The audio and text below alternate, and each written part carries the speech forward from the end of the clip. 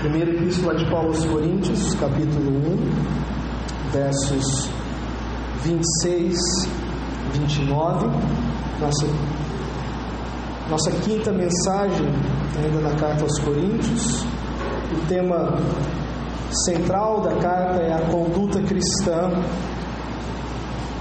como os cristãos se comportam diante de Deus, o culto a Deus, o trato de um para com os outros.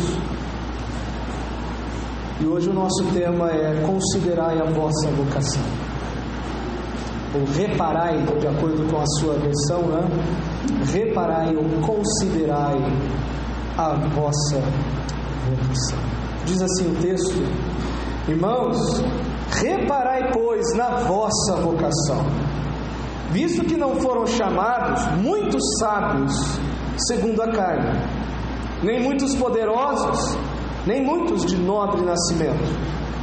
Pelo contrário, Deus escolheu as coisas loucas do mundo para envergonhar os sábios, e escolheu as coisas fracas do mundo para envergonhar as fortes. Deus escolheu as coisas humildes do mundo e as desprezadas e aquelas que não são, para reduzir ou aniquilar, dependendo da tradução, para reduzir a nada as que são, a fim de que ninguém se glorie na presença de Deus. Vamos orar. Senhor, bendizemos a Ti pelas verdades que pudemos cantar. Bendigo ao Senhor pelas pessoas que, com o coração submisso às verdades bíblicas, escreveram os hinos que cantamos agora, querendo da melhor maneira possível ilustrar e reverberar as verdades bíblicas. Nós assim agradecemos, e que tenhamos cantado com sinceridade do nosso coração, especialmente quando diz: para o céu pela cruz irei. Que nenhum de nós tenha cantado essa frase enganado ou enganando-se a si mesmo. Pai, visita-nos enquanto meditamos na Tua Palavra. Vivifica a Tua Palavra em cada coração. Dá largueza de entendimento, dá um solo propício nos nossos corações, condiciona os nossos corações para a Tua Palavra. Nosso coração não é próprio para ela. Nós precisamos da Sua mão. Entendemos que o Senhor troca o coração de carne o de pedra pelo de carne, na ideia da disposição, mas ainda estamos nesse corpo de pecado que milita contra o Espírito, que faz oposição às coisas do Senhor, e só o Teu poder para nos manter de pé, para nos fazer caminhar, para dar-nos o entendimento e a disposição para obedecer a Tua Palavra. Como mensageiro, eu imploro o Teu favor, que o Senhor me revista de graça, me revista com o Teu Espírito para anunciar nesse momento, de maneira que venha ser digno da palavra do Senhor e edificante para a igreja que aqui está. É em nome do Senhor Jesus. Amém.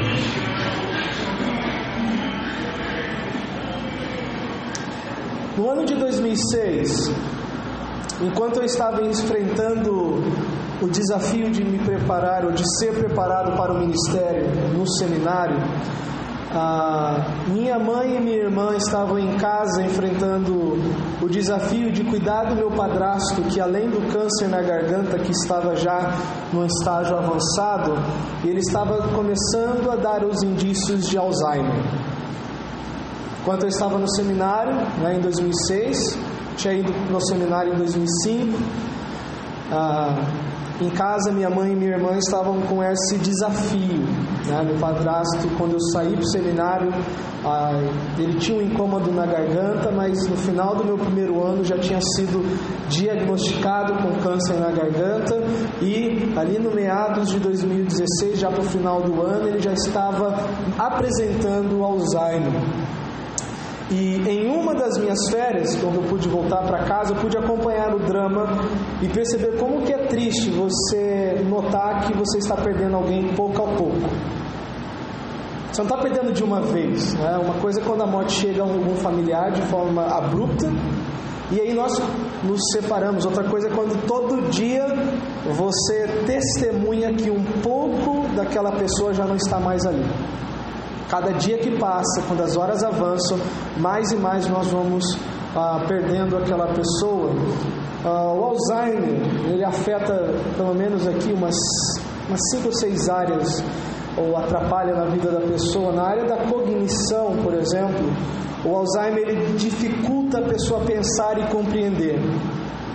A capacidade de razão que a pessoa tem quase vai abaixando de forma grandiosa. Tem confusão mental, esquecimento, incapacidade de reconhecer coisas comuns e perda de memória recente.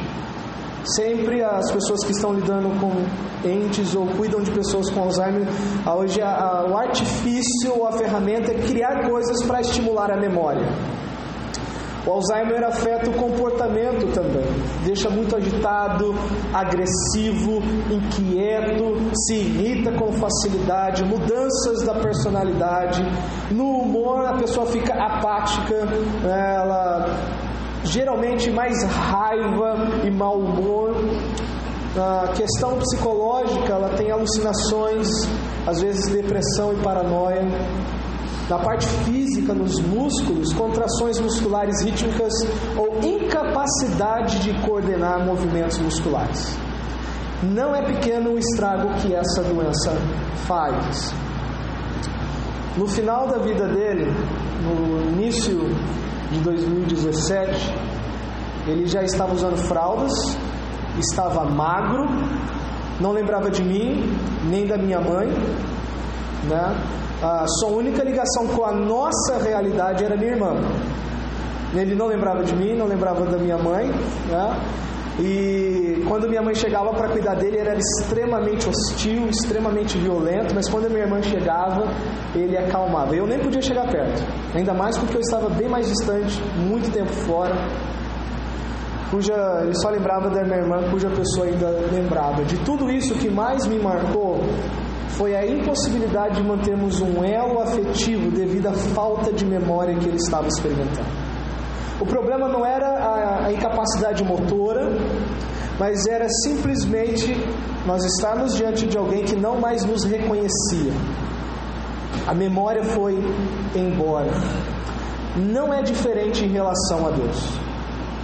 O povo de Israel, quando retornaram do exílio, na tentativa de retomar a normalidade de suas vidas em Jerusalém, buscando começar suas vidas, cuidando dos seus próprios interesses, deixaram de lado, por exemplo, a reestruturação da casa de Deus, e isso estava refletindo seriamente na vida do povo.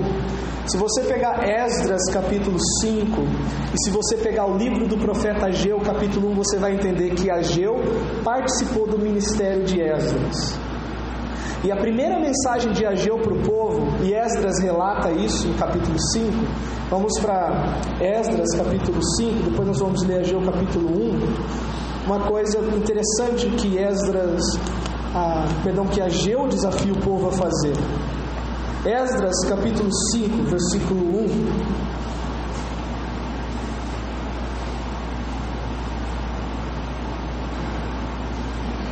E versículo 2 diz assim: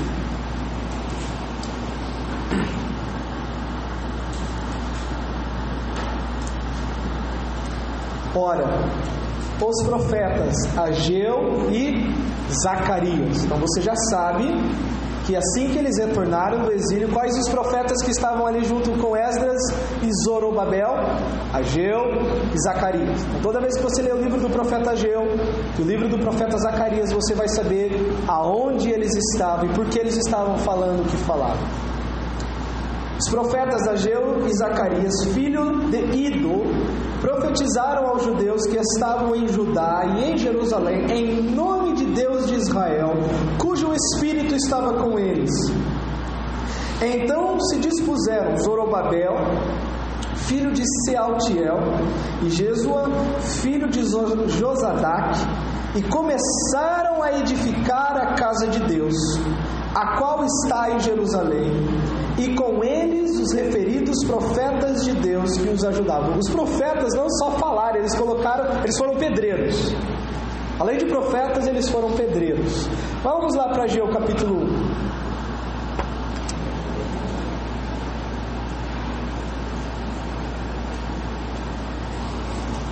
Depois do profeta Abacuque, Sofonias, Ageu. Se você localizar Abacuque, Sofonias, Ageu. Depois de Ageu é Zacarias. Então é Malaquias, Zacarias, Ageu. Você pega lá Mateus, Malaquias, Zacarias, Ageu. Em Ageu capítulo 1, versículo 5 e 7. Vamos ler o versículo 1 a 5, depois só o verso do 1 ao 7, melhor dizendo, só para entender. Lendo o livro de Esdras, dá a entender o quê? Que eles falaram e logo eles começaram a construir. Mas Ageu vai dar o contexto do porquê chegou nesse ponto deles levantarem e falarem o que falaram. Diz assim, Ageu verso 1, capítulo 1. No segundo ano do rei Dário, no 6º mês, no primeiro dia do mês, veio a palavra do Senhor por intermédio do profeta Ageu a Zorobabel, filho de Salatiel, governador de Judá, e a Josué, filho de Josadac, o sumo sacerdote, dizendo: assim fala o Senhor dos Exércitos. Este povo diz: não veio ainda o tempo em que a casa do Senhor deve ser edificada. Ou seja, eles voltaram do exílio, Jerusalém destruída, Neemias tinha voltado e reestruturado os muros, mas dentro precisava mexer. E aí eles chegaram e disseram assim: olha, primeiro a nossa casa, depois a casa do Senhor. Primeiro a nossa vida, depois a vida com Deus.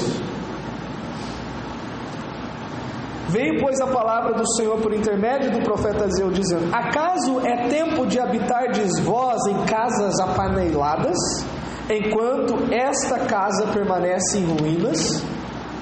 Ora, pois, assim diz o Senhor dos Exércitos. Aqui entra a expressão que faz ligação com a introdução que eu dei com respeito ao esquecimento.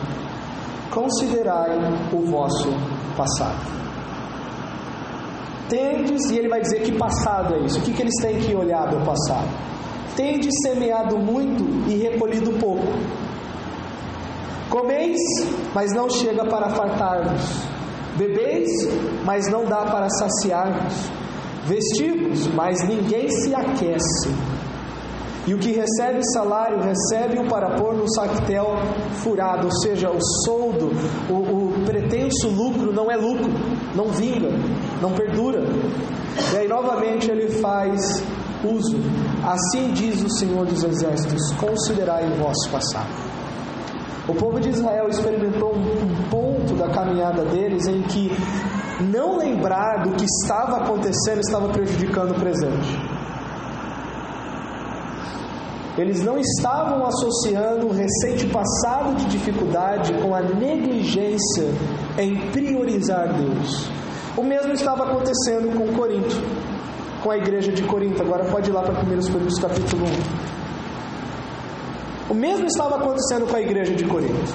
Israel teve esse momento de esquecer, e isso estava afetando a comunhão e o relacionamento com Deus. Deus literalmente fechou a torneira da bênção na vida do povo. E na igreja de Corinto a mesma coisa estava acontecendo. Dentre as questões que estavam contribuindo para a divisão na igreja, uma delas era a deficiência da memória corintiana. A igreja estava dividida. A primeira coisa que Paulo ataca é essa: olha, eu sei que há divisão e há contendas entre vós. Vocês não somente estão separados um do outro, vocês estão se pegando, estão brigando um com o outro. Em meu padrasto, a falta de memória trouxe sofrimento para a família. Com o povo de Israel, o não considerar o passado estava afetando as bênçãos do presente. E na igreja de Corinto, a deficiência da memória conduziu ao orgulho. Na igreja de Corinto, a falta da memória deles, daquilo que Paulo diz aqui, considerai, reparai a vossa vocação. Olha para quem vocês eram, olha da onde Deus vos tirou. Estava levando aquela igreja, alguns membros daquela igreja, a graus cada vez mais elevados de um coração orgulhoso. E a história bíblica é clara em relatar que os orgulhosos, nenhum deles tiveram um pagamento satisfatório do seu orgulho. De Nabucodonosor, que viveu como um animal no campo, eu sei que os irmãos lembram dessa história. Ele chega na sacada do seu palácio, olha para todas aquelas construções, é como se ele estivesse batendo no peito e dissesse: tudo isso por minha causa. A glória disso tudo é porque eu existo. E Deus mandou o que os pesquisadores chamaram de boitropia. Ele passou um período vivendo como se fosse um animal. Cresceu os pelos, as unhas, e depois de um tempo ele recobrou a sensatez. Desde Nabucodonosor, que viveu como um animal no campo por ter se orgulhado de si mesmo e do seu reino, até Herodes, que foi comido de vermes por não ter dado glória a Deus quando foi aclamado como Deus, em Atos 12. Nenhum orgulhoso tem ou pode resistir na presença de Deus. O orgulho na vida particular e no seio da igreja é o que prejudica relacionamentos, que dificultam as bênçãos de Deus e que pode trazer a disciplina de Deus sobre o seu povo. E a maneira que Paulo tenta ou procura lidar com a divisão causada pelo orgulho é incitando cada um a considerar a sua própria vocação. Paulo ele chega para a igreja em Corinto, aqui no capítulo 1, verso 26. A melhor maneira de entender esses 4 versos é o seguinte: você pega a primeira expressão do verso 26, irmãos, reparai na vossa vocação, e pula para o verso 29, a fim de que ninguém se glorie na presença de Deus.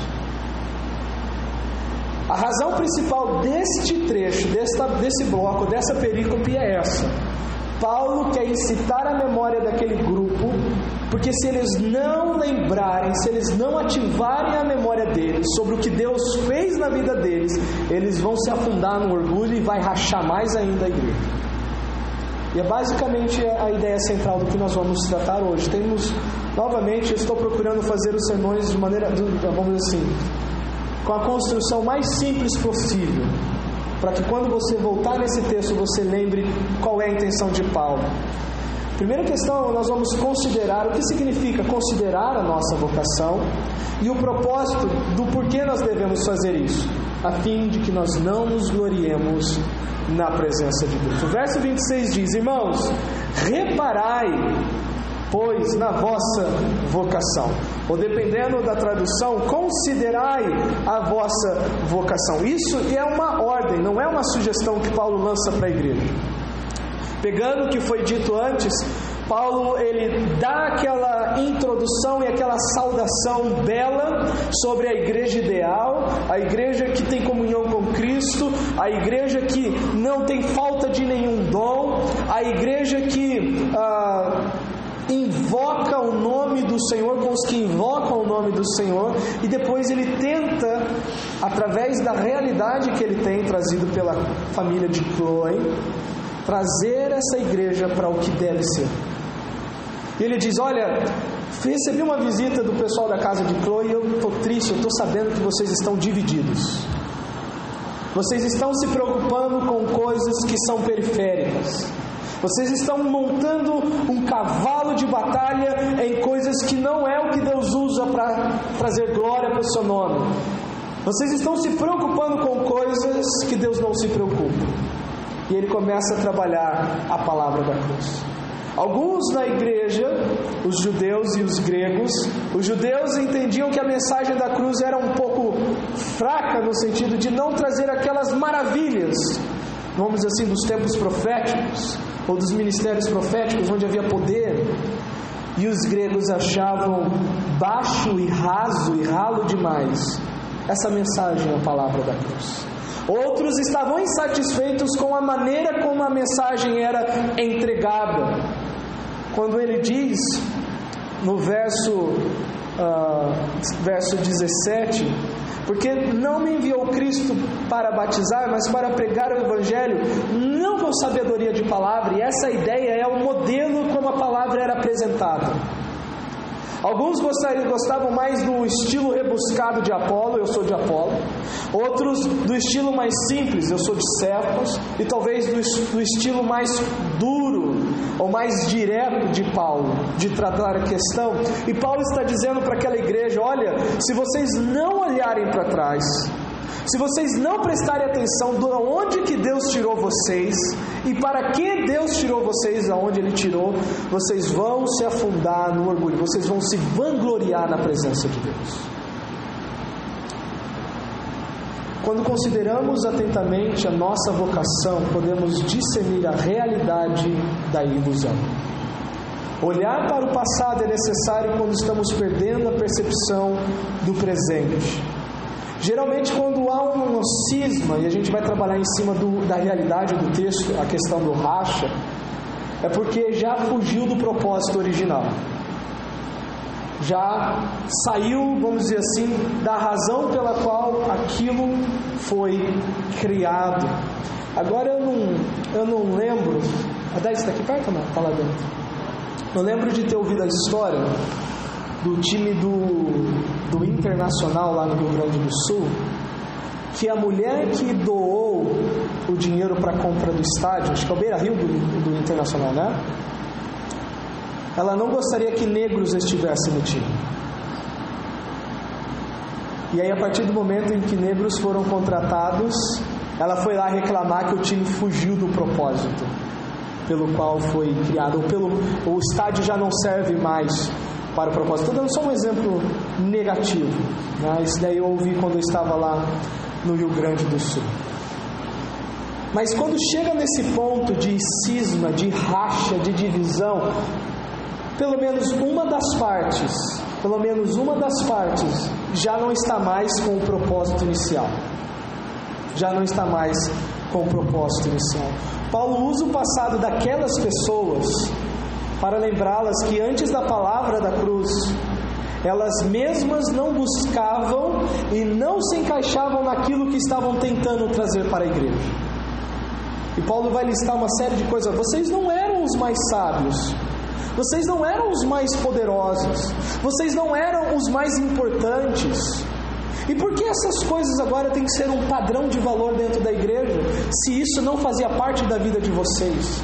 Naquele momento em que a palavra da cruz chegou até vocês, é muito fácil, como vimos semana passada na mensagem de domingo à noite, estar próximo das coisas de Deus, porém distante de Deus. Lembra Nadab e Abiú?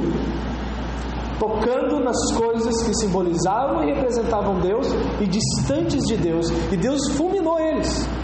Eles apresentaram um fogo estranho. Quando isso acontece, de nós não olharmos para trás e temos uma clara noção de onde Deus nos tirou, do que Deus nos tirou de nós mesmos, quando isso acontece, de negligenciar essa memória, o dano não é somente para os que assim procedem, mas também resulta em danos para o corpo da igreja. Meditar em quem nós éramos contribui para quem devemos ser diante de Deus e diante dos homens. Se esta igreja não quer experimentar o que a igreja de Corinto experimentou, o primeiro passo é esse: que cada um não deixe de considerar da onde Deus te tirou. Não estou falando da pobreza, se você era pobre e se tornou rico, ou se você era rico e se tornou pobre, se você era solteiro e Deus te deu uma esposa, ou vice. Não é desse ponto. É que cada um não deixe de considerar que nós não tínhamos valor algum, que não havia nada em nós que pudéssemos puxar de nós mesmos para fazer uma condição para Deus. Nós éramos nada. Uma segunda questão dentro disso, de considerar a nossa vocação: quando consideramos atentamente a nossa vocação, somos confirmados como filhos de Deus. Para quem que Paulo vai falar no verso 26? Qual é a primeira expressão que aparece? Irmãos. Ele não diz, olha, ó vós, de modo mais generalizado, ele é específico. Lembra? Divisão só acontece entre os iguais.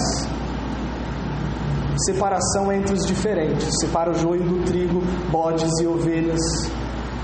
Mas quando se trata da igreja de Cristo dos salvos, o termo correto é divisão. E Paulo está dizendo, irmãos, os verdadeiros irmãos terão o que considerar. Quem ouve essa mensagem fica pensando, realmente, eu posso olhar para trás e ver que Deus me transformou. Eu posso olhar e fazer uma retrospectiva da minha vida e ver, olha, se não fosse a mão de Deus, eu estaria pior. Eu posso pontuar dias, momentos, situações onde eu tenho certeza que foi a mão de Deus me transformando, mudando o meu ser. O salvo, a fim de afirmar quem ele é, não pode deixar de reconhecer quem ele era. Você só pode dizer que você é um salvo porque você tem poder de olhar para trás e dizer, eu não sou mais aquela pessoa. Eu mudei, ou melhor dizendo, eu fui transformado. Não há testemunho sem passado. Ninguém pode testemunhar de Cristo se não tiver um passado de onde Cristo tirou. E somente os irmãos vão atentar para essa mensagem de Paulo. Sua presente confissão é confirmada quando a transformação é notória. E a ideia, o apelo de Paulo é o seguinte: Deus chamou vocês para que vocês não mais vivam debaixo desse sistema, para que vocês não mais usem esse tipo de valor. Isso não pode ser usado dentro da igreja.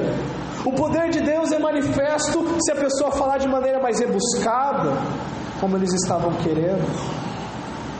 Os judeus e os gentios achavam a sabedoria e o poder de Deus, a palavra da cruz, loucura. Lembra, para o mundo, poder é o que sempre vence no final. Jesus morreu na cruz. Como é que isso é poder? Para o mundo, sabedoria é aquilo que sempre te faz sair bem no final. Como é que Cristo morrendo é sabedoria? É de fato o poder de Deus entrando nas trevas do coração e dando o real significado do que é a mensagem da cruz, de tal maneira que a pessoa venha a Cristo ou venha a Deus tão somente por causa daquela mensagem e mais nada. Paulo ele vai tratar certas situações específicas da igreja de Corinto. Paulo conhecia a situação dos membros daquela igreja antes de virem a Cristo. Quando ele diz no verso 26, especialmente o verso 26, irmãos, reparai pois na vossa vocação. E ele começa a dizer como que essas pessoas eram lá fora. O que Paulo não está dizendo, e é uma coisa única, quando ele diz não foram chamados muitos sábios, não significa que Deus não possa salvar um sábio segundo o mundo. Nicodemos era um sábio segundo o mundo e foi salvo. Não significa que as pessoas que apresentam no padrão mundano uma certa capacidade intelectual não possam ser salvos. Se você ler a biografia do pregador Martin Lloyd-Jones, ele era o médico da coroa real na Inglaterra antes de se tornar pastor. Ele servia a rainha. Era um homem extremamente culto, estudado.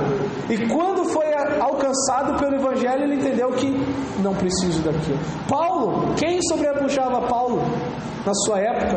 Em Filipenses 3, ele dá o seu perfil. Olha, se eu posso me gloriar na carne, mais ainda, eu era hebreu de hebreus. Quanto a seita fariseu, não tinha ninguém que me sobrepujasse. Ninguém poderia chegar em mim e apontar o dedo e dizer, Paulo, você errou nisso. Paulo aqui não está dizendo que Deus não tem olhos para esse tipo de pessoa. Paulo está dando o relato daquela igreja local. E na igreja local de Corinto não tinham muitas pessoas salvas que vinham desse contexto. Se você pegar 1 Coríntios, Atos 18, nós vamos ver que os dois principais da sinagoga foram salvos. Se você pegar um pouquinho antes, em Atos 17, quando Paulo termina de pregar no Areópago, um grupo diz, olha, nem vou dar bola, ressurreição. Outro diz, depois eu vou ouvir sobre isso. Mas distintas mulheres e a Dionísio, o Areopagita, também se agregou a eles. Então Paulo não está dizendo que Deus não quer salvar pessoas que têm esse perfil lá fora. O que Paulo está dizendo é que na igreja de Corinto não era predominante este perfil, as pessoas que vieram ser salvas ali. Ele diz: visto que não foram chamados muitos sábios segundo a carne, nem muitos poderosos, nem muitos de nobre nascimento. Paulo conhecia a situação dos membros daquela igreja antes de virem a Cristo, e havia entre eles pessoas sem escolaridade, não muitos sábios segundo a carne. O acesso à educação naquela época não era uma coisa tão fácil como temos hoje. Lá eu lembro de estar ouvindo a exposição de Colossenses pelo pastor Glenn Fonseca, e quando ele chega no capítulo 3, verso 16, ele diz: habite ricamente em vós a palavra de Cristo, instruí-vos e aconselhai-vos mutuamente com toda sabedoria, entoando e louvando a Deus de coração com salmos, hinos e cânticos espirituais. Uma explicação que ele deu é: visto que era grande a deficiência ou o analfabetismo na igreja primitiva, por ser composta de muitos escravos, uma forma didática de pregar a palavra, ou de fazer com que a palavra ficasse impressa no coração do simples, era através da música. Pegar porções da Bíblia ou das Escrituras, que é o que eles tinham no Velho Testamento, e transformar em hinos, para que através disso ficasse fixo no coração daquelas pessoas simples. E Paulo está dizendo: olha, não sei por que vocês estão querendo trazer esse padrão aqui para dentro da igreja. Olha para vocês, muitos de vós não têm nem escolaridade. Paulo está falando também de pessoas comuns, não muitos poderosos, não muitas pessoas de status. Paulo estava falando de pessoas pobres, não muitos de nobre nascimento. Pessoas que não tinham espaço no modelo mundano de sucesso e poder. E aí ele faz ele arremata no verso 28: Deus escolheu as coisas humildes do mundo, as desprezadas e aquelas que não são. As pessoas que não se adequavam no padrão mundano de poder e sucesso, essas Deus salvou e estavam naquela igreja. Loucas do mundo, fracas do mundo, humildes do mundo, desprezadas do mundo e aquelas que não são. Em um outro ponto da carta, Paulo ele até dá mais, vamos dizer assim, características do pessoal da igreja. Olha só para 1 Coríntios 6, verso 9. Ali ele vai citar até um vício pecaminoso de muitos antes de terem vindo para Cristo. 1 Coríntios 6, verso 9 a 11.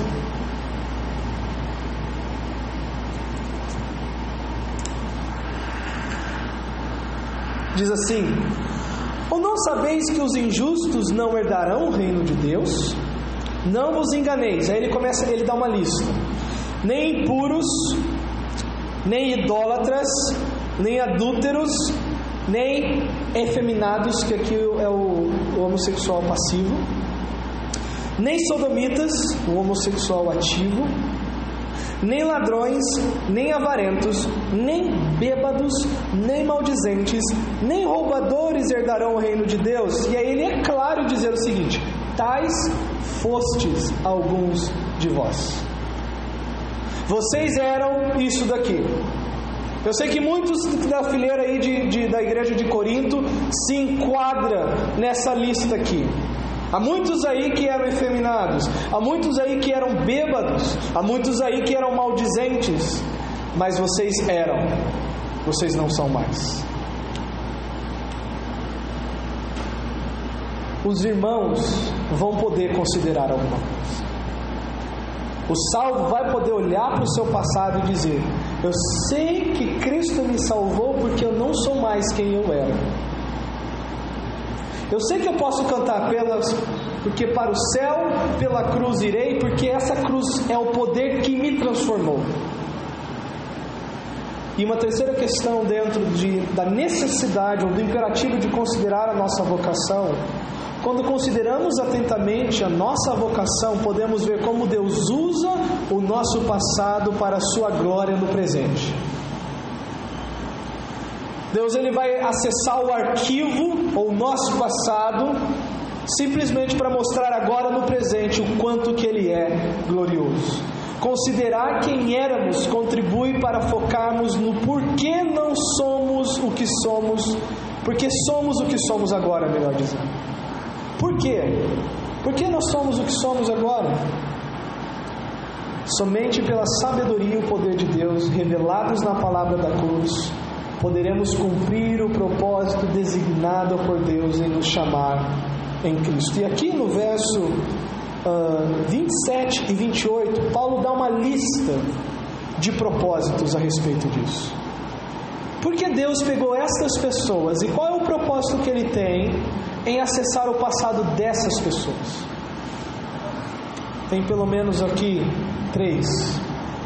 Ele vai dizer assim: pelo contrário, Deus escolheu as coisas loucas do mundo para envergonhar os sábios. E eu vou pegar aqui exemplos bíblicos, tá bom? Ilustrações bíblicas do que nós podemos entender melhor. Somos instrumentos de Deus para alcançar os seus propósitos em relação ao mundo. E o primeiro exemplo que eu quero trazer é de Daniel na cova dos leões. As coisas loucas do mundo para envergonhar os sábios. O primeiro exemplo que nós vamos analisar agora é essa. Abra por favor em Daniel 6. Livro do profeta Daniel, capítulo 6. Nós vamos fazer a leitura do texto. Isaías, Jeremias, Ezequiel, Daniel. Daniel capítulo 6, nós temos a situação da perseguição que Daniel sofreu pelos sátrapas, ou trava-língua, que estavam de alguma maneira, olha, nós precisamos encontrar alguma coisa para fazer esse rapaz escorregar. E aqueles que se achavam sábios olhavam com desprezo para Daniel, e eles entenderam o seguinte: a falha de Daniel está no seu culto. A falha de Daniel está no Deus que ele serve. Vai ser ali o calcanhar de Aquiles. É ali que nós vamos pegá-lo.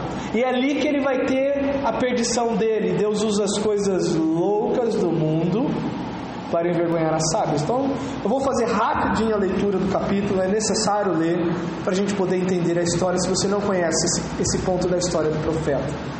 Pareceu bem a Dário constituir sobre o reino 120 sátrapas, que estivessem por todo o reino. Se não me engano, seriam talvez prefeitos. A ideia de prefeitos sobre o reino. E sobre eles 3 presidentes, dos quais Daniel era um. Então Daniel era um dos 3 cabeças do reino. Então assim, abaixo de Dário, Daniel mais 2, abaixo de Daniel, esses 2, os sátrapas. Os quais estes sátrapas dessem conta para que o rei não sofresse dano. Então está mostrando a administração ali dos persas. Então, o mesmo Daniel se distinguiu destes presidentes e sátrapas, porque nele havia um espírito excelente.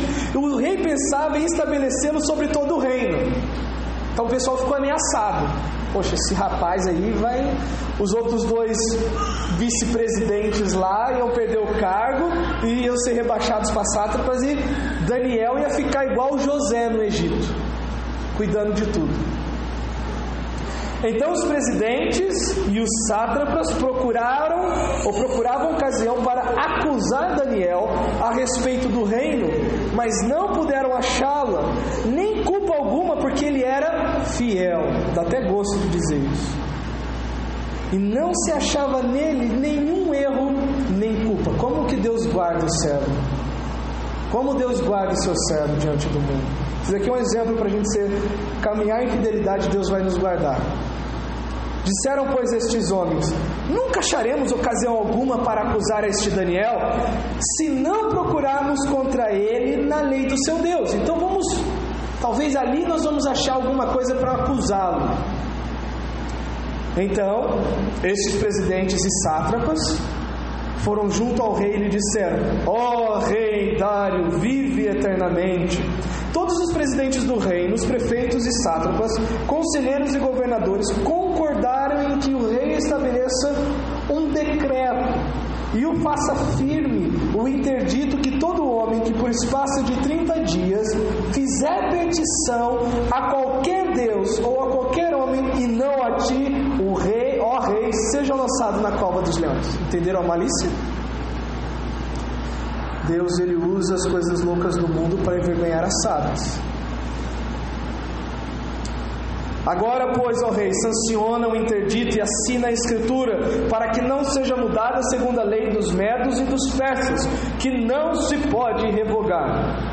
Por esta causa, ó rei Dário, assinou a escritura e o interdito. O rei, sem saber do porquê estava, o que estava por trás, assinou e achou bom. Daniel, pois, quando soube que a escritura estava assinada, entrou em sua casa e em cima no seu quarto, onde havia janelas abertas do lado de Jerusalém, 3 vezes por dia se punha de joelhos e orava e dava graças diante do seu Deus, como costumava fazer. A vida dele não mudou, o hábito costumava fazer. Então aqueles homens foram juntos e, tendo achado Daniel a orar e a suplicar diante do seu Deus, se apresentaram ao rei e a respeito do interdito real lhe disseram: não assinastes o interdito que por espaço de 30 dias todo homem que fizesse petição a qualquer Deus ou a qualquer homem e não a ti, ó rei, fosse lançado na cova dos leões? Respondeu o rei e disse: esta palavra é certa, segundo a lei dos medos e persas, que não se pode revogar. Então responderam e disseram ao rei: esse Daniel, que é dos exilados de Judá, esse escravo, não faz caso de ti, ó rei, nem do interdito que assinaste. Antes, 3 vezes por dia faz a sua oração. Tendo o rei ouvido essas palavras, ficou muito penalizado e determinou consigo mesmo livrar a Daniel. De primeiro não iria funcionar, por causa da amizade de Daniel com o rei, e até ao pôr do sol se empenhou por salvá-lo. Então aqueles homens foram juntos ao rei e disseram: sabe, ó rei, que é lei dos medos e dos persas, que nenhum interdito ou decreto que o rei sancione pode mudar. Então o rei ordenou que trouxessem a Daniel e o lançassem na cova dos leões. Disse o rei a Daniel: o teu Deus, a quem tu continuamente serves, que ele te livre. Vamos pular aqui, vamos para o verso 21. Então Daniel falou ao rei: ó rei, vive eternamente. Ele chegou lá para ver e o Daniel não morreu. O meu Deus enviou o seu anjo e fechou a boca dos leões para que não me fizesse dano, porque foi achada em mim inocência diante dele. Também contra ti, ó rei, não cometi delito algum. Então o rei se alegrou sobremaneira e mandou tirar Daniel da cova. Assim foi tirado Daniel da cova, e nenhum dano se achou nele, porque crera no seu Deus. Ordenou o rei, e foram trazidos aqueles homens que tinham acusado Daniel, e foram lançados na cova dos leões, eles, seus filhos e suas mulheres. Que triste isso. E ainda não tinham chegado ao fundo da cova, e já os leões se apoderaram deles e lhes migalharam todos os ossos. Então o rei Dário escreveu aos povos, nações e homens de todas as línguas que habitam em toda a terra: paz vos seja multiplicada. Verso 25 ao verso 28 é uma parte do decreto, é a carta do rei. Faça um decreto pelo qual, em todo o domínio do meu reino, os homens tremam e temam perante o Deus de Daniel, porque ele é o Deus vivo e que permanece para sempre. O seu reino não será destruído e o seu domínio não terá fim. Será que esse homem morreu salvo? Quem que pode declarar isso? Ninguém pode dizer Senhor Jesus se não for pelo Espírito. Ele livra, salva e faz sinais e maravilhas no céu e na terra.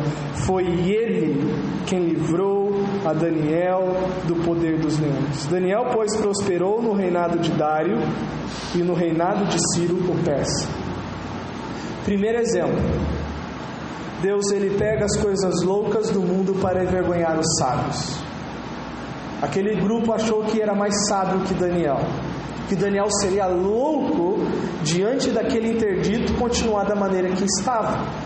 Lá em 1 Coríntios ainda continua dizendo que Deus ele também usa as coisas fracas do mundo para envergonhar as fortes. E essa daqui é bem simples. 1 Samuel capítulo 17. Um outro exemplo na prática do agir de Deus dentro desse item.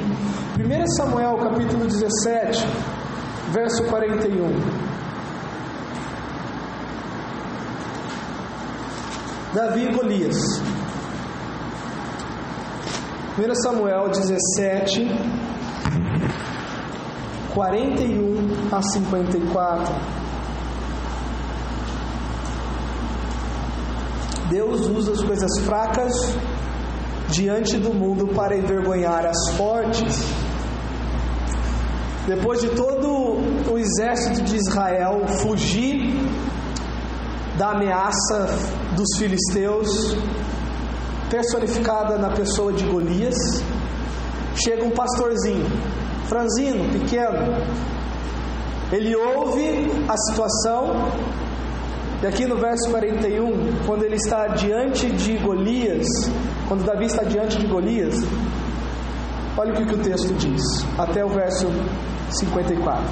O filisteu também se vinha chegando a Davi, e o seu escudeiro ia diante dele. Olhando o filisteu e vendo a Davi, o desprezou, porquanto era moço, ruivo e por causa da beleza. A ideia é tipo, gente bela não vai para a guerra, né? Só os feiosos ficam na guerra. Disse o filisteu a Davi: sou eu algum cão para vires a mim com paus? E pelos seus deuses amaldiçoou o filisteu a Davi. Disse mais o filisteu a Davi: vem a mim, e darei a tua carne às aves do céu e às bestas feras do campo. Ele zomba de Davi, ele ameaça Davi, tenta pôr medo de Davi. Davi, porém, disse ao filisteu: tu vens contra mim com espada e com lança e com escudo, eu, porém, vou contra ti em nome do Senhor dos Exércitos, o Deus dos exércitos de Israel é quem tens afrontado. Hoje mesmo o Senhor te entregará nas minhas mãos, ferir-te-ei, tirar-te-ei a cabeça, e os cadáveres do arraial dos filisteus darei hoje mesmo às aves dos céus e às bestas feras da terra, e toda a terra saberá que há Deus em Israel. As fracas do mundo para envergonhar as fortes. Sucedeu que, dispondo-se o filisteu a encontrar-se com Davi, este se apressou e, deixando as suas fileiras, correu de encontro ao filisteu. Davi meteu a mão no alforje, tomou dali uma pedra e com a funda lhe atirou e feriu o filisteu na testa, e a pedra encravou-se-lhe na testa e ele caiu com o rosto em terra. Igual o deus Dagon. Lembra quando a arca estava no templo dos filisteus? Todo dia o sacerdote chegava lá, a estátua, pum, de cara no chão. Assim prevaleceu Davi contra o filisteu, com uma funda e com uma pedra. E o feriu e o matou, porém não havia espada na mão de Davi. Pelo que correu Davi, e lançando-se sobre o filisteu, tomou-lhe a espada, desembainhou-a e o matou, cortando-lhe a cabeça. Vendo os filisteus que era morto o seu herói, fugiram. Então os homens de Israel e de Judá se levantaram e jubilaram e perseguiram os filisteus até Gate e até as portas de Ecrom, e caíram os filisteus feridos pelo caminho de Saarim até Gate e até Ecrom. Então voltaram os filhos de Israel de perseguirem os filisteus e lhe despojaram os acampamentos. Tomou Davi a cabeça do filisteu e a trouxe a Jerusalém como um troféu de guerra. E a trouxe a Jerusalém, porém as armas dele pô-las Davi na sua pedra. Segundo exemplo, Deus ele pega as coisas fracas ou que são fracas diante do mundo e ele envergonha as fortes. E o último exemplo, humildes do mundo, desprezadas, aquelas que não são, para reduzir a nada que são. E uma história bíblica que ilustra bem esse ponto é a história de Esther, Mordecai e Amã. Vamos para o livro de Esther, capítulo 6. 1 e 2 Reis, 1 e 2 Crônicas, Esdras, Neemias, Esther, Jó, Salmo. Então, só para te situar. Antes de Jó, Esther, capítulo 6.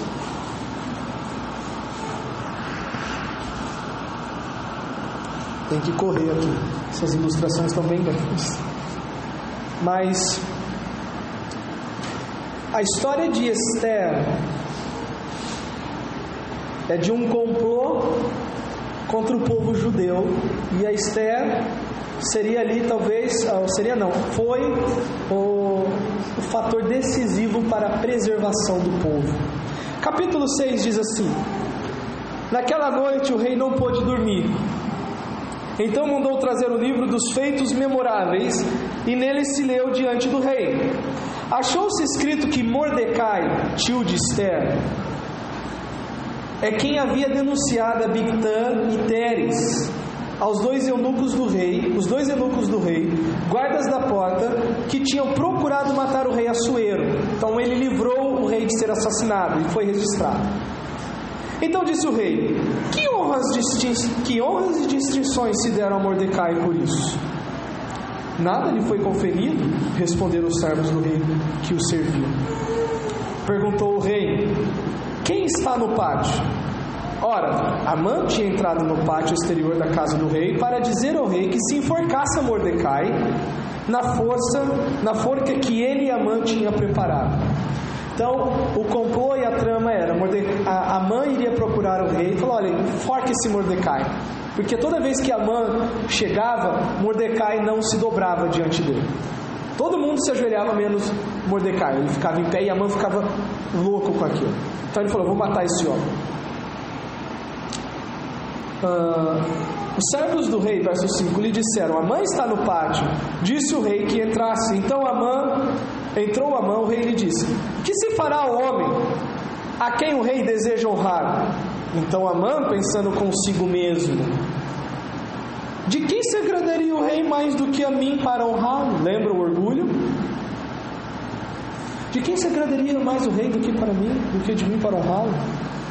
Tragam-se as vestes reais que o rei costuma usar, e o cavalo em que o rei costuma andar montado, e tenha na cabeça a coroa real. Entregue-se as vestes e o cavalo às mãos dos mais nobres príncipes do rei, e vistam delas aquele a quem o rei desejar honrar. Levem-no a cavalo pela praça da cidade, e diante dele apregoem: assim se faz ao homem a quem o rei deseja honrar. Então disse o rei a Amã: apressa-te, toma as vestes e o cavalo, como dissestes, e faze assim com o judeu Mordecai, que está sentado à porta do rei, e não omitas coisa nenhuma de tudo quanto disse. Eu queria ser um mosquito naquele dia para ver a cara de Amã quando ele ouviu isso. Amã tomou as vestes e o cavalo, vestiu a Mordecai e o levou a cavalo pela praça da cidade, e apregoou diante dele: assim se faz ao homem a quem o rei deseja honrar. Depois disso, Mordecai voltou para a porta do rei, porém Amã se retirou correndo para casa, angustiado, de cabeça coberta.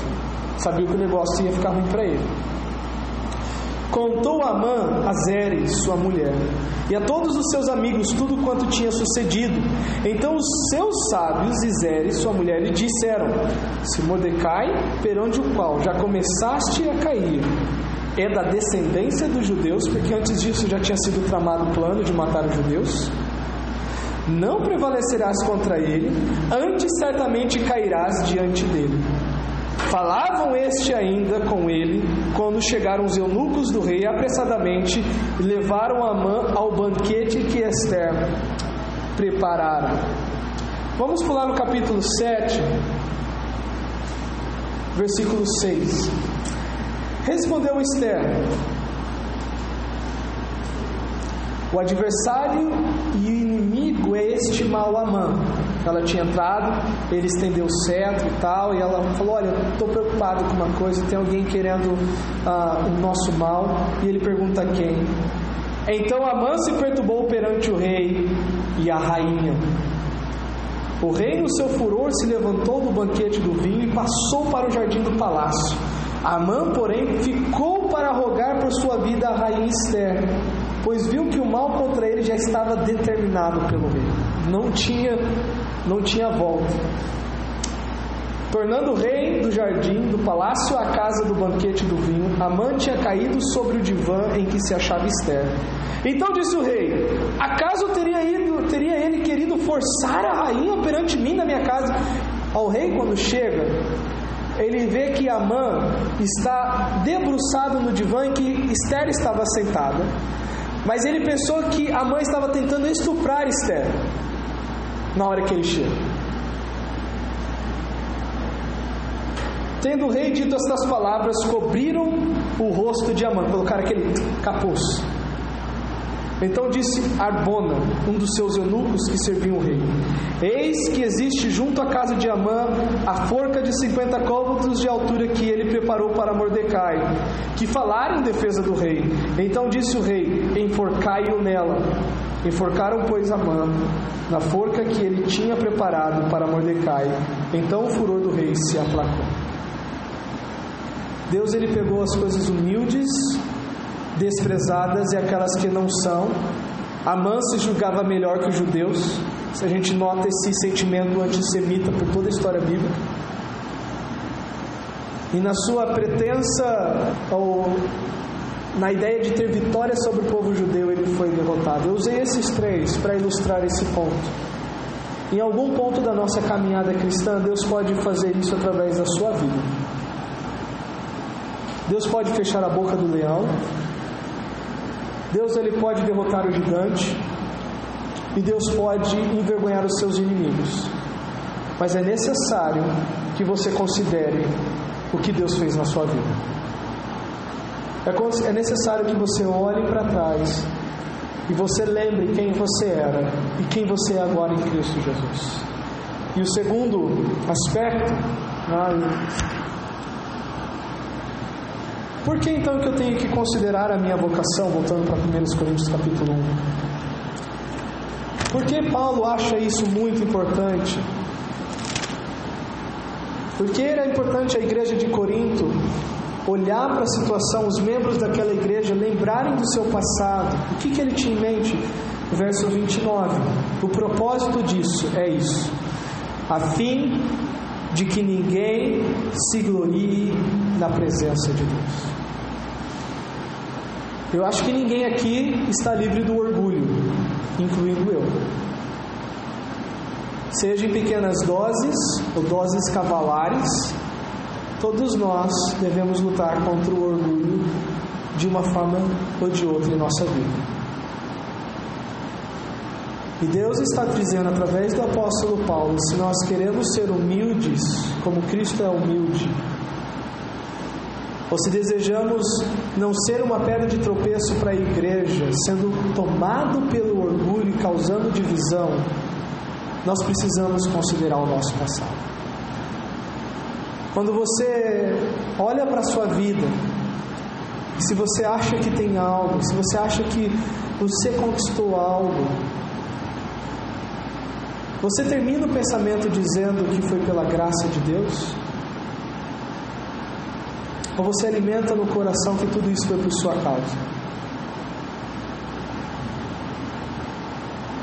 Quando você vem à igreja, quando você ouve o sermão e quando você pode fazer a ligação entre os personagens aqui mencionados, às vezes sem abrir a Bíblia, quando você percebe, poxa, realmente eu estou conseguindo acompanhar as coisas, você chega à conclusão de que isso é por causa que Deus está trabalhando na sua vida, porque você é uma pessoa muito estudiosa biblicamente.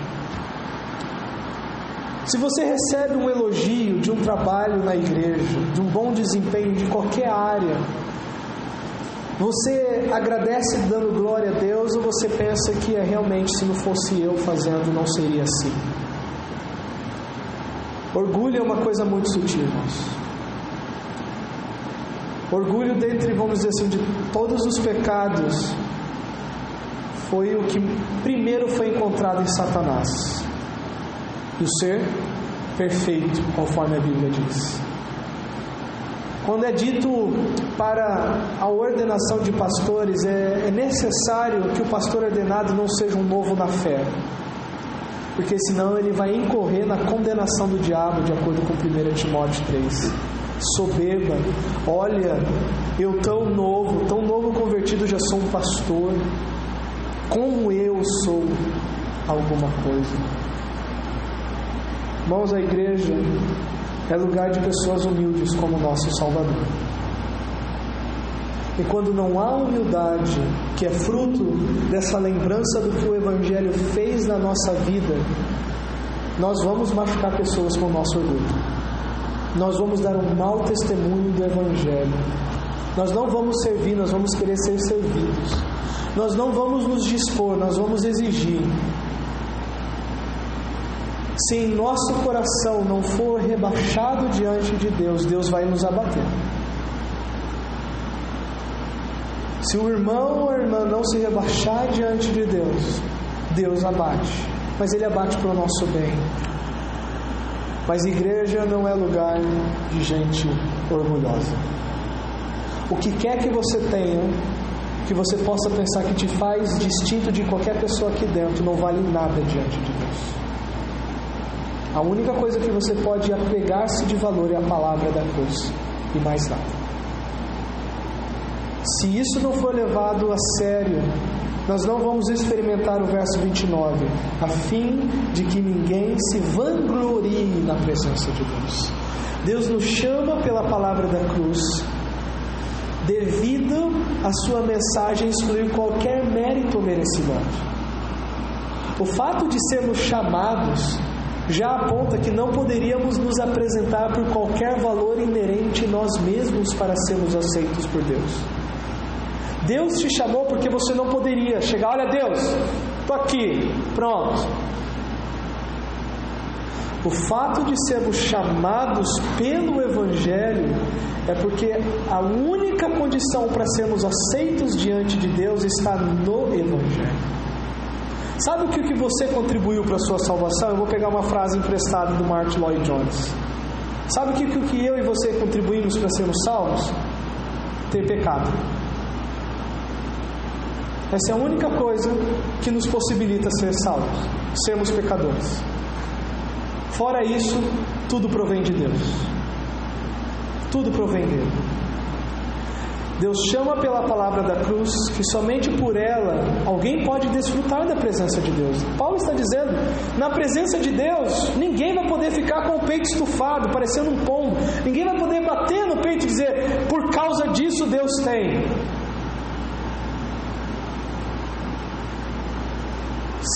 Novamente repetindo o que foi falado hoje cedo, se Mefibosete na presença de Davi se sentiu como um cão morto, quanto mais nós na presença de Deus.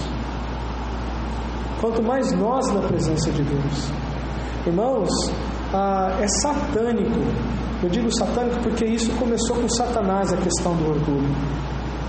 Nós chegarmos para cultuar a Deus e ficar impondo coisas, quando nós só estamos aqui para adorá-lo. O culto não é para você. O culto é para Deus. O culto não é para mim. O culto é para Deus. Se as coisas não estão talvez como você gostaria, ainda assim Deus é digno de que você dê o seu melhor para Ele. E não pare de fazer porque não está do jeito que você gostaria. Deus é a única pessoa que pode fazer exigência nesse recinto e mais ninguém. A palavra da cruz nos faz lembrar disso. Deus chama pela palavra da cruz, que somente por ela alguém pode desfrutar da presença de Deus. A presença de Deus e a manifestação de Deus em nossas vidas começa por meio da mensagem que Ele usou para nos chamar. Quer desfrutar da presença de Deus? Carregue a sua cruz. Quer desfrutar da presença de Deus? Negue-se a si mesmo. Quer desfrutar da presença de Deus? Olhe para trás e louve a Deus, porque você não é mais quem você é. Paulo está dizendo o seguinte, olha, vocês estão se reunindo E isso tem reflexos na ceia depois, e reflexos tristes, de transformarem a mesa do Senhor em simplesmente um meio de disputar para quem pode e quem não pode.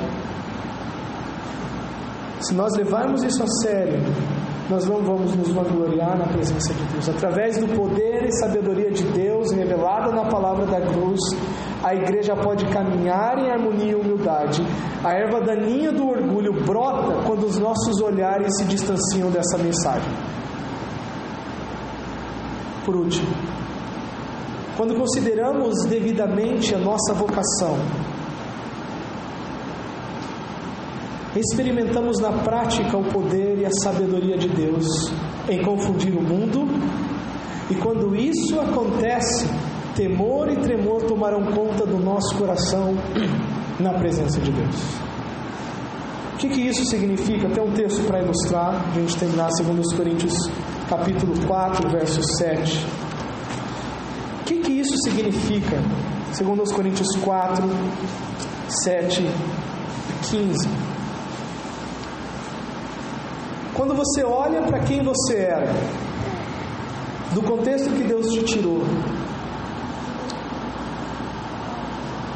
e você louva a Deus pelo poder da cruz em te transformar, quando você experimenta, por exemplo, o que Daniel experimentou, o que Davi experimentou, o que Mordecai e Esther experimentaram, quando você vê Deus te usando para confundir o sábio, para envergonhar o poderoso, para aniquilar o soberbo segundo o mundo, quando você é o canal do poder de Deus, temor e tremor tomarão conta do nosso coração, porque estamos na presença dele. E Paulo, ele tem verso 7, capítulo 4 de 2 Coríntios: temos, porém, este tesouro em vasos de barro, para que a excelência do poder seja de Deus e não de nós. E aí no final, no verso 15, ele dá uma lista de coisas que ele experimentou, eu vou pular isso, mas no verso 15: para que todas as coisas existam por amor de vós, para que a graça multiplicando se torne abundantes ações de graças, por meio de muitos, para a glória de Deus. Mas se tem um verso para você memorizar essa semana, memorize o verso 7 do capítulo 4. Temos, porém, este tesouro em vasos de barro. Nós somos os vasos de barro. O tesouro é o Evangelho. Você é um vaso de barro. O tesouro é o Evangelho. Porque se alguma coisa boa sair de nós, não é porque o vaso tem algum poder em si, mas é por causa daquilo que o vaso contém. O Evangelho. Temos, porém, este tesouro em vasos de barro, para que a excelência do poder seja de Deus e não de nós. Conclusão. Primeiro, você tem algo a considerar hoje? Podes considerar o seu passado? Pode dizer que Cristo te transformou? Não caminhe sem olhar para trás para render graças a Deus hoje. Se você tem algo que você pode olhar para trás e dizer: não é que eu melhorei, eu fui transformado. Deus me mudou. Eu sou uma nova pessoa. O poder de Deus só se manifestará do modo de Deus. Em qualquer área que necessitamos do poder, em qualquer área que necessitamos de que Deus derrame sobre nós poder para enfrentarmos situações adversas, será da maneira dele. E a maneira dele começa assim: considerai a vossa vocação. Considerai a vossa vocação. Tem aqueles dizeres, às vezes, quando o Ministério da Saúde vai fazer um alerta, o Ministério da Saúde adverte. Tem o Ministério da Saúde Espiritual. O Ministério da Saúde Espiritual adverte: doses diárias de ações de graças previnem contra o câncer do orgulho. Salmo 103, versos 1 e 2. Bendize ao Senhor a minha alma, e tudo que há em mim bendiga o seu santo nome. Bendize ao Senhor a minha alma, e não te esqueças de nenhum só dos seus benefícios. tenha o hábito de todo dia render graças a Deus. Não aquela coisa de praxe: Senhor, obrigado pelo alimento. Senhor, obrigado porque eu estou vivo. Senhor, obrigado porque eu voltei do trabalho. Senhor, obrigado porque protegeu minha família. Mas vai ser aquela ação de graça que é fruto de um relacionamento íntimo com Deus, de algo que Deus te dá por causa da comunhão que você tem com Ele. O orgulho é uma pedra de tropeço para pessoas receberem a palavra da cruz. A única coisa que impede alguém de ser salvo, de ser transformado, é que ela continua olhando para essa mensagem e considerando loucura. Isso para mim não serve. Isso para mim não funciona. E porque ela tem uma visão sobremodo elevada dela e sobremodo diminuída de Deus, essa pessoa rejeita o Evangelho. Que não seja assim com ninguém hoje. Lembre-se, na congregação dos justos, os perversos não subsistirão. É Deus, Ele resiste o soberbo, mas dá graça aos humildes. E vai chegar um tempo em, assim como Jó, diante de Deus, ele pôs a mão na boca, porque ele se achou digno de continuar falando qualquer coisa para Deus, e ele entendeu a posição dele de criatura e reconheceu Deus como Senhor e Criador. Vai chegar um momento em que todos estarão diante desse Senhor. E ali a boca só vai ser aberta para uma coisa: Jesus Cristo é Senhor, para a glória de Deus Pai. Uns vão reconhecer com alegria, outros vão confessar para sua própria danação, para sua própria condenação. Naquele dia não haverá confissão para salvação. Os salvos confessarão, os ímpios confessarão e serão condenados eternamente. Mas hoje você pode confessar para ser salvo. E se você entende que ainda há ponta de orgulho no seu coração, fala: Senhor, troca o meu coração. Troca o meu coração. Tiro de pedra, coloco de carne. Imprime a tua lei no meu coração, na minha mente. Me transforma, mas não deixe que eu continue caminhando assim.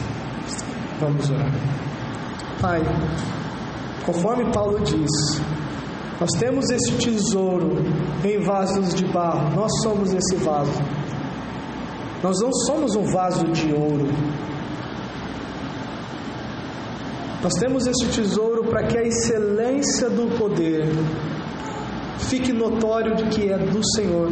Assim como o rei Dário disse: tão somente o Deus de Daniel é Deus. E deu aquele decreto para todos os povos. Porque aquele vaso, Daniel, o seu poder foi sobremodo excelente na vida dele e transbordou naquele reinado, de modo que aquele homem pôde confessar o que confessou. Que nós sejamos este instrumento, Senhor. Nós desejamos que os nossos parentes sejam salvos, que queridos, amigos, às vezes as pessoas que temos contato no trabalho, mas às vezes nós não queremos ser um vaso de barro. Nós queremos ser um vaso de ouro. Ajuda-nos a considerar o nosso passado e lembrarmos que somos um vaso de barro nas Tuas mãos. De caminharmos em humildade. De entender que só o Senhor é Senhor e mais ninguém. Que Tua boa mão leve cada um debaixo da Sua proteção. Que nesta semana nós possamos render-Te graças, não pelas coisas que naturalmente rendemos, mas pelas extraordinárias que vêm da comunhão com o Senhor, de estarmos próximos de Ti, em nome do Senhor Jesus. Amém. Deus abençoe. Até a próxima, se assim Deus